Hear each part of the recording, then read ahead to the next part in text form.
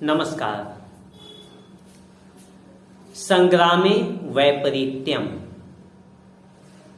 साधक के जीवन में भी संघर्ष होता है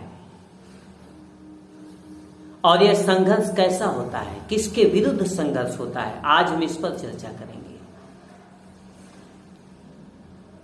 पाप वृत्तियों के विरुद्ध संघर्ष होता है। साधक को पाप के विरुद्ध संघर्ष करना पड़ता है, नीच वृत्तियों के विरुद्ध, सामाजिक पाप के विरुद्ध, सामूहिक पाप के विरुद्ध और वैयक्तिक पाप के विरुद्ध साधक को संघर्ष करना होता है। अब वह इस संघर्ष को कैसे करेगा, क्योंकि उसे आध्यात्मिक रास्ते में आगे बढ़ना है और साथ में संघर्ष भी करना है, क्योंकि संघर्ष करते हुए उसे आगे बढ़ना है, क्योंकि बाधाएं आती हैं और वह बाधाएं साधक को गिरा न सकें। इसलिए साधक को हमेशा सतर्क होने की आवश्यकता है। इसके लिए कहा गया है, मैत्री करुणा मुदितोपेक्षाणाम सुख दुख पुण्यापुण्य विषयाणाम भावनातश्चित प्रसादनम। अगर हमारे मन में किसी व्यक्ति के विरुद्ध ईर्ष्या का भाव आ रहा है, जैसे कोई अमुक व्यक्ति हमारा मित्र है और एक साथ काम करते हैं, दोनों का एक जैसा मासिक आय है, लेकिन एक मित्र की आय अचानक बढ़ गई 2-3 हजार महीना या 5 हजार महीना, तो दूसरे मित्र को उसके प्रति ईर्ष्या शुरू हो जाएगी कि काम उतना ही कर रहे हैं, उतनी ही मेहनत कर रहे हैं, लेकिन उसकी आय बढ़ गई, हमारी आय उतनी ही है। तो यह जब ईर्ष्या का भाव किसी साधक के मन में आता है तो उसे मित्रता का भाव उसके लेना चाहिए, जैसे मैत्री का भाव कि वह तो मेरा मित्र है, उसका अगर थोड़ी आय बढ़ गई है तो क्या दिक्कत है, अच्छी बात है, वह मेरा मित्र है, मेरा मित्र है। और जब यह भाव लेंगे तो धीरे धीरे जो है ईर्ष्या का भाव समाप्त हो जाएगा और साधक के जीवन में, साधना मार्ग में उसे गुरु मंत्र मिलता है। इष्ट मंत्र के साथ साथ आगे गुरु मंत्र भी मिलता है। अगर गुरु का नाम लेकर के उसके प्रति मैत्री का भाव लेगा, मित्रता का भाव लेगा कि वह मेरा मित्र है, अगर उसका थोड़ी आय बढ़ गई है तो कोई बात नहीं, वह मेरा मित्र है, तो वह जो है ईर्ष्या का भाव साधक के मन से चला जाएगा। उसके बाद समाज में बहुत पापी लोग होते हैं। कोई पापी को प्रकृति द्वारा दंड मिला या प्रशासन द्वारा दंड मिला, किसी माध्यम से उसे कष्ट पहुंचा, तो उसमें बहुत सारे लोग खुश होते हैं कि बहुत अच्छा हुआ, उसने बहुत पाप किया है, बहुत बड़ा पापी है, उसके साथ होना ही था। बहुत सारे लोग तो ऐसा भी बोलते हैं कि हमने कहा था कि देखिए उसके साथ बुरा होगा, इसीलिए देखिए उसके साथ बुरा हुआ। लेकिन ऐसा सोचना बिल्कुल अर्थहीन है। साधक के जीवन में ऐसी सोच बिल्कुल गलत है। उस समय करुणा का भाव लेना है, मन में करुणा का भाव लेना है कि देखिए अमुक व्यक्ति पापी था, इसलिए उसे दंड मिला, कितना कष्ट हो रहा है, बहुत कष्ट हो रहा है उसे। यह जब भाव लेंगे करुणा का भाव, तो धीरे धीरे हमारे मन में करुणा का भाव जागृत होगा और उससे, उस दूषित विचार से जो हमारा मन कुप्रभावित होता, वह कुप्रभावित नहीं होगा और हमारी विजय होगी। बहुत सारे लोग सत्संग करते हैं, आध्यात्मिक होते हैं, आप आध्यात्मिक चर्चा करते हैं, ध्यान करते हैं, साधना करते हैं, तो समाज में भी उनकी प्रतिष्ठा हो जाती है। तो समाज में जब उनका नाम होता है, प्रतिष्ठा होती है अच्छे लोगों की, तो कुछ आदमियों को उससे भी जलन होती है। कुछ व्यक्ति का कितना नाम हो रहा है, कितने सारे लोग उसका नाम ले रहे हैं, तो उस अवस्था में मैत्री करुणा मुदितो अनुमोदन का भाव लेना है, समर्थन का भाव लेना कि वो व्यक्ति साधक हैं और साधक है, इसलिए मुझे समर्थन करना है कि उनका नाम हो रहा है, उनको लोग जान रहे हैं और मुझे भी इस चीज का समर्थन करना है। क्योंकि किसी भी मनुष्य के मन में एक निगेटिव तरंग निकलती है, पॉजिटिव तरंग निकलती है। अगर व्यक्ति केवल सोच रहा है, चिंतन कर रहा है, नकारात्मक चिंतन कर रहा है, जैसे घर में बैठे हुए, घर में 6 लोग हैं और 6 लोग अलग अलग तरह से निगेटिव चिंतन कर रहे हैं, तो अलग अलग तरह से वो लोग नकारात्मक शक्ति को निकाल रहे हैं और उस घर में नकारात्मक शक्ति धीरे धीरे बहुत ज्यादा हो जाएगी। फिर उस घर में अशांति होगी। आप घर के बाहर जाएंगे, बाहर ठीक लगेगा, घर के अंदर जैसे आएंगे क्लेश हो जाएगा, झगड़ा हो जाएगा। बहुत सारे लोग बोलते हैं कि हमारे घर में किसी ने कुछ करवा दिया है, कोई भूत प्रेत का साया है, कभी भी शांति नहीं रहती। कोई भूत प्रेत का साया नहीं होता है। अशांति का कारण हमारी सोच होती है। अगर हम अपनी सोच को बदल दें, जो हम नकारात्मक चिंतन कर रहे हैं उससे बहुत सारी निगेटिव एनर्जी, नकारात्मक तरंग वहां पर छा गई है। उसका विकल्प है, उसका उपाय है कि हम पॉजिटिव तरंग निकालें, पॉजिटिव चिंतन करें।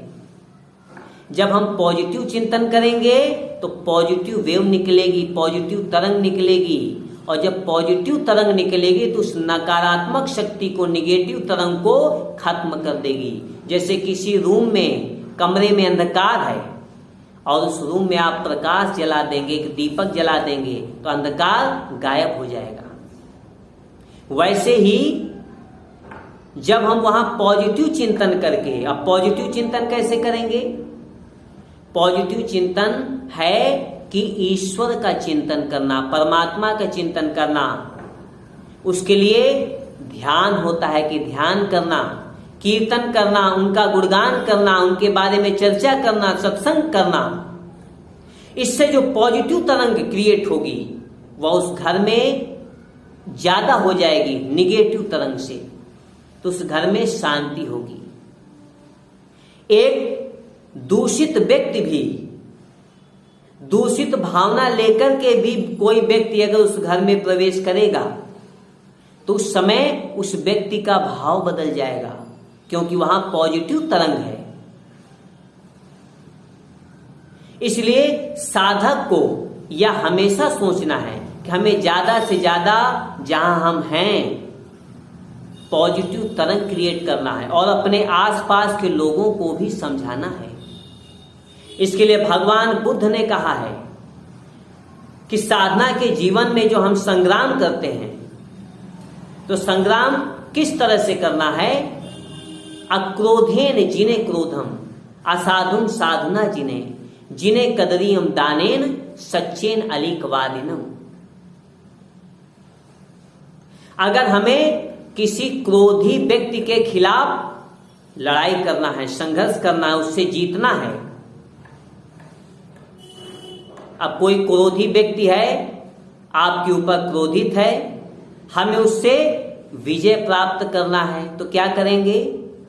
हम क्रोधित नहीं होंगे, क्योंकि जो व्यक्ति क्रोधित होता है उसके हाथ पैर थर्राने लगते हैं, कांपने लगते हैं।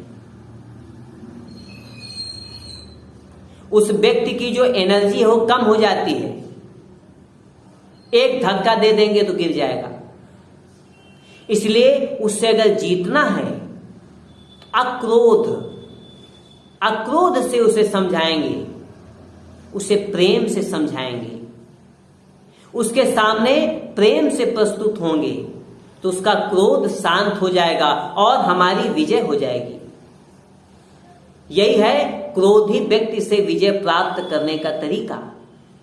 अक्रोधेन जिने क्रोधम, असाधुम साधुना जिने। कोई असाधु व्यक्ति है, पापी व्यक्ति है, उससे हमें जीतना है, तो हम उससे असाधुता से नहीं जीतेंगे, साधुता से जीतेंगे। उसके सामने हमारा आचरण साधुता पूर्ण होगा, तब हमारी उससे विजय होगी।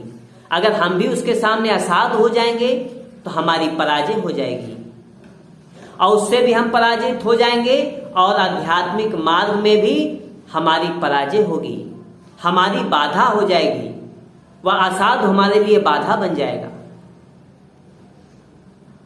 इसलिए असाधुम साधुना जिने, असाधु के सामने साधु बन जाना है, साधुता पूर्ण उससे व्यवहार करना है,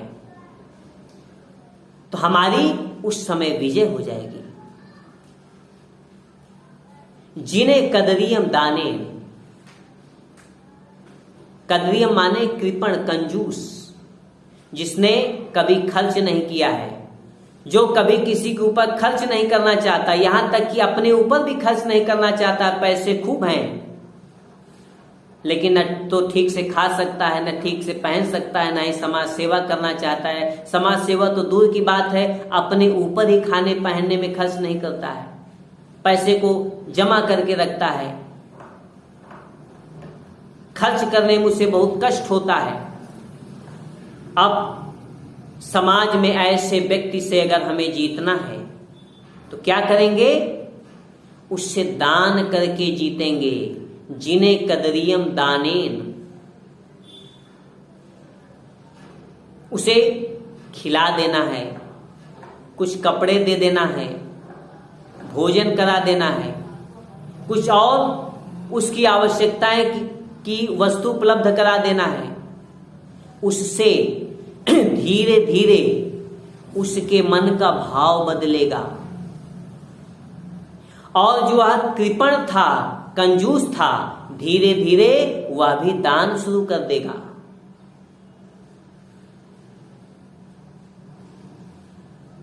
इस तरह से हम कृपण से, कंजूस से जीतेंगे, असाधु से साधुता से जीतेंगे। जब हम साधुता पूर्ण उससे व्यवहार करेंगे तो असाधु व्यक्ति भी धीरे धीरे उसके मन में भाव आएगा, वह साधु बनने का प्रयास करेगा।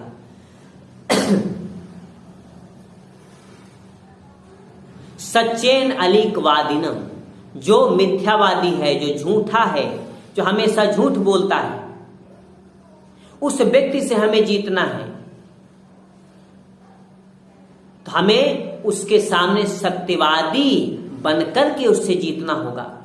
वो हमेशा झूठ बोलता है, हम उसे सत्य बोलेंगे, सत्य बोल करके उसे शिक्षा देंगे। क्योंकि समाज के लोगों को एक साधक की जिम्मेदारी होती कि उसे शिक्षित करना है। जब हमें समाज के लोगों को शिक्षित करना है तो कैसे शिक्षित करेंगे?